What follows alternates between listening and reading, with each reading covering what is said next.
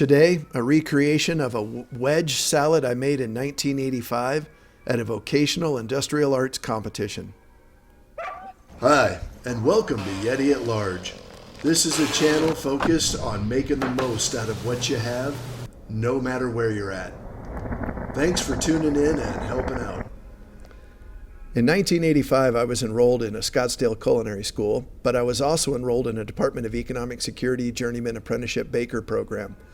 They had these competitions occasionally called VICA, and it would give you what they called a hot box. All jokes aside, they'd give you a box full of ingredients and you had 1 hour to make a meal out of them. Back then, I had the same ingredients that I have today, and I'm trying to do the same thing. And I'm also seeing if I can get it done in the same amount of time, 1 hour. I wanted to go in a very different direction and put a unique twist on what I called a classic American chop house wedge salad by making everything in a hoop shape except for the other things that would be in triangle shapes. You can see I'm making these ring molds for the bacon out of aluminum foil so I can get the bacon to hold that shape.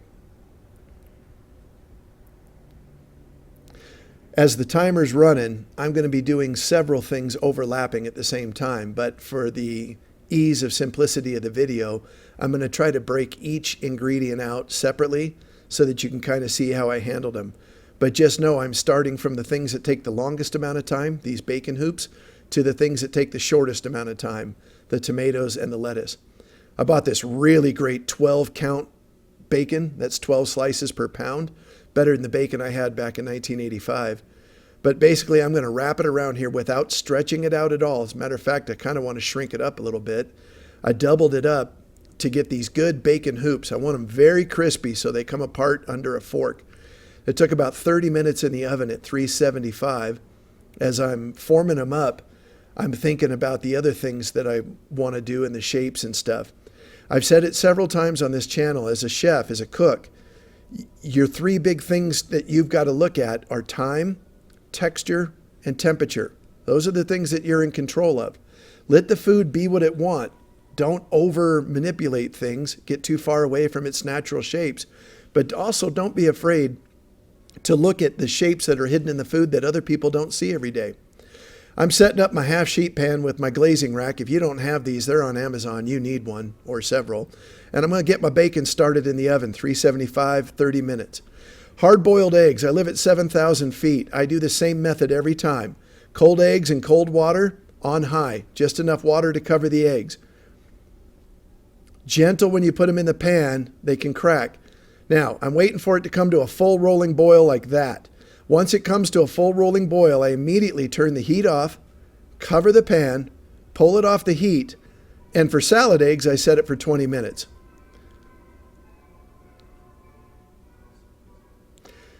After that 20-minute carryover cook time, I drain the eggs, and then I put them in a bowl of ice water and let them set till they're good and cold. I'll come back to them later, and obviously I'm skipping around. But once I know they're good and cold, a little bit of a tap, and they peel beautifully. Now, if I wanted more of a ramen egg with a little softer yolk center like you see in all the magazines and photo shoots, I'd set that timer for 16 minutes. But in this case, I wanted salad eggs, so I wanted that yolk fully cooked without any green ring on it. So I set it for 20 minutes. And again, I'm at 7,000 feet. Your timing is going to change a little bit. As I peel the egg, I'm looking at the shape and thinking about how I want to plate this up. And again, I'm recreating what I did in 85. The clock is running on me. So let's take a look and see. I've got plenty of extra eggs. Oh, that's perfect for a salad. Look at that. Cool chef trick. Some things want a wet knife to cut so that they don't rip the interiors out. Cutting pastries likes a wet knife, those eggs. Had some leftover rolls in the competition. I had some thick sliced bread. I'm going to cut the tops and bottoms off, and I'm going to make a giant crouton for each one of the salads. You can see I'm using those same rings that I made to make my bacon molds, but this one's obviously a little bit smaller because the roll won't go for a full one. Take your time and be careful. Don't tear up your product. And remember, here at Yeti at Large, we don't waste anything. You're going to see me take all of these scraps, cut them up into regular croutons, and cook those while I'm cooking everything else to save those for another day. I'm digging these large croutons, and I'm a huge fan of a pan-fried crouton. If you've never heard of those, you're missing out. Anyway, I'm going to cut them to the right thickness I want. Those look good. Let's chop up those extra ones and I'll cook them up as I'm going along with my spare time. Now, my crouton butter. Just a little bit of softened butter, a little home-dried parsley. Yeah, a little more than that. There we go. And then I'm going to use some of my homemade garlic. We'll get into that later. And I'm going to set it right on top of the garlic because I want it all to soften. I don't want it so runny that I can't work with it. It's got to be spreadable like a mayonnaise texture or slightly firmer like sour cream. And yeah, I'm using really cheap Parmesan cheese, but literally that's what I had the last go around. And again, it's not the end of the world. This is just a basic salad. I'll spread it onto the croutons. I'll get them in the pan and I'll griddle them. Griddled buns and bread are so much better than just dry toasted. It gives you a nice crispy texture and away you go. Checked on my eggs. Let's flip my croutons and they're looking beautiful. I'm getting a good crust on them. And I buttered both sides of that, just so you know. There we go. So no matter which way I drop them, it's going to land butter side down. There's my sheet pan from my bacon rings. Obviously, I'm functioning a little out of sequence here. And I'll put my rings on there. Not my rings, my croutons. Look at that beautiful crisp on them. You can see they're still sizzling. And I'll put those in the oven to toast them up. While I'm doing that, let's throw my other crouton scraps in there and the leftover garlic Parmesan butter. Look how those came out. Ain't they beautiful? Like I said, once they're completely cool, I'll put them in a container, put them in the freezer, and save them for another day. Nothing better than homemade pan-fried croutons. Now, everybody knows how to do a tomato, but if you don't have one of these little tomato shark gizmos, you need to get one. They're dirt cheap, and they're super useful. Notice, though, I keep my fingers on one side of the knife. I go to half, I go to quarter, and then I go to eighths. We'll put those away, and let's get started on the red onion. I don't cook with red onions because I hate their color. I use them for raw things, and these marinated onions are going to be the king. I'm going to leave that root end because I'm going to slice them on the mandolin, and it keeps my fingers further away from the blade. Let's get this peeled up and get ready to go. Remember, all of our vegetable scraps and trim would either go to the chickens or the compost pile. We don't waste anything here at the pile, and I hope you don't either. Once you start using one of these bench scrapers, you'll never go back. Let's make our dressing for our marinated onions. This is probably the most basic salad dressing there ever is, ever was, ever did done was. A little bit of vinegar. I love rice wine vinegar. It's got a sharper snap to it. I'm going to use a little bit of kosher sea salt. I know some people love Malden. I'm going to use a little bit of fresh ground pepper. Whoops, let's do the sugar first. This is C&H pure cane sugar. That's about 3 large tablespoons to about 1/3 cup of vinegar. There's recipes all over the internet. I go to taste. I like mine a lot snappier and more vinegary. There's my fresh peppercorns on the finest setting. I don't like the large cracked pepper. Not as tasty and it gets stuck in your teeth. You can use white pepper in this if you want it to disappear and have a very clean dressing. I kind of like the look of the black pepper. Break out your tiny whisk or just a fork and give it a good stir. That sugar and salt will melt into this in about 20 minutes. A lot of people will have this in the fridge ahead of time, overnight in a mason jar kind of thing. Got my mandolin set on a pretty thin cut here.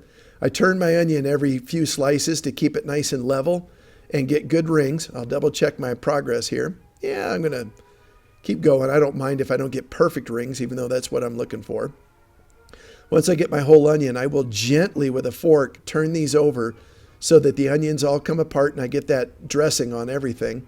You can flip by hand too if you want. There's not a lot of extra dressing in there. I'm trying not to waste any supplies. Professional chef tip, wipe down the edges of your bowl. Get all your material in the bottom of the bowl. Don't leave those edges dirty. I'm going to try a little bit. That's good. You can see the eggs in there still chilling in their ice bath. Another professional chef trick that I'm going to do, I push the plastic wrap all the way down on the material to get the air out of there. If it's something that could form a skin, that's going to stop it, but this will get the dressing to rise up and cover more of the product to get a more even marinade. I know that box of wrap looking pretty ugly, but it's sanitary. Let's start progressing on to some other items. Here's my triple washed head of iceberg lettuce. Now I get it. This is the tofu of the vegetable world. But iceberg lettuce is a miracle of modern agriculture. I know you may have comments about fertilizer and GMOs. This is pretty simple stuff here, though.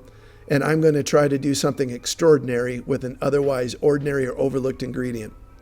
I'll take a couple of the top leaves off to get to the clean, inner washed core. And I know you've seen a lot of people will slam it down on the bench to break that core out of the bottom of it. I don't do that because it traumatizes the lettuce and turns it brown quickly. Plus, I want that whole nice bottom edge perfectly clean.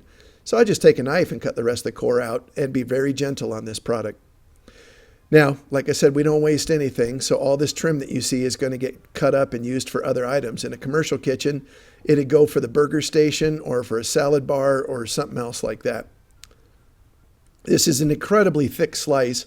I'm being dramatic here. In a normal salad, I would do about a third less thickness and get 2, maybe 3 slices out of that one head. There's my leftover lettuce. Let's get our mise en place cleaned up and get ready. Here's my baked crouton discs. I'm going to cut a notch out of them for my final plate up. You'll see what I'll do there later. Plus, it gives me a chance to taste that and see if the crouton's fully crisped all the way through like I want.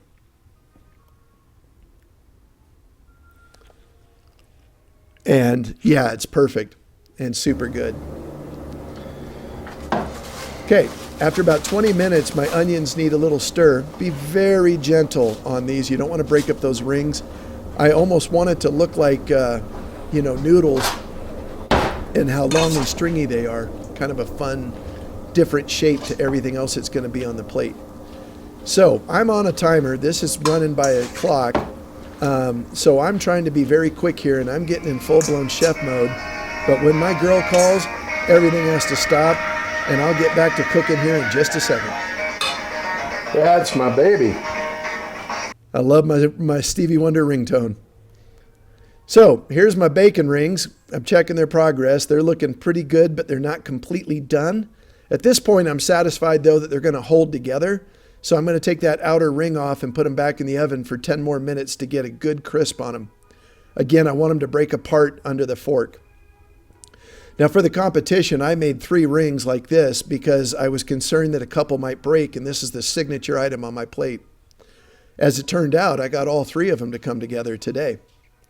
So here's my center cut piece of lettuce. Look at that. Nobody sees iceberg looking like that in a restaurant. Ordinary ingredients, extraordinary results. I would have preferred to use a sharp cheddar, but I had these Colby Jack slices left over. So I'm using my same ring cutters, and I'm cutting out some ring shapes.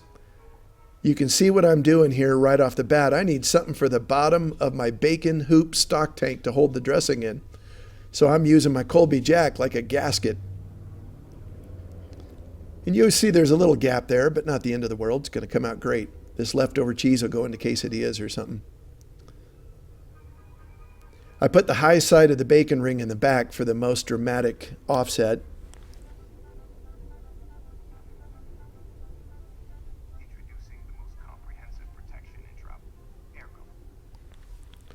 Hard to get a couple of hard-boiled eggs to sit on a porcelain plate. But I'm looking at my shapes. I want 3 shapes. Round. I've got those ovals. I got a straight line going north. I'm going to get some other shapes out of the tomatoes and the onions. I'm looking for 3 flavors. I got the lettuce, which is neutral, smoky bacon, sour blue cheese, Parmesan crouton, hard-boiled egg. I'm looking for 3 directions. Obviously, I've got round everywhere on this plate right now, but I've got a horizontal round, I got a vertical round. Now I've got triangle wedge shapes poking their head up, moving another direction. 3 shapes, 3 colors, 3 textures, 3 directions. I'm checking everything off on this list pretty fast. Now that the plate's coming together, I'm seeing where I'm missing out on the most obvious ingredient. These pickled onions are going to fill in perfectly right there in the same direction as the crouton and the tomatoes. And look at that beautiful purple color. I've got green, I got brown, I got red. So I'm checking boxes on the major colors. And I'm going to finish with a little fine cracked pepper all over the top of this thing. And there is our 1985 Vicka wedge salad recreated. 56 minutes. There is no clean and organized, tidy way to dig into this wedge salad. So we're just going to do it.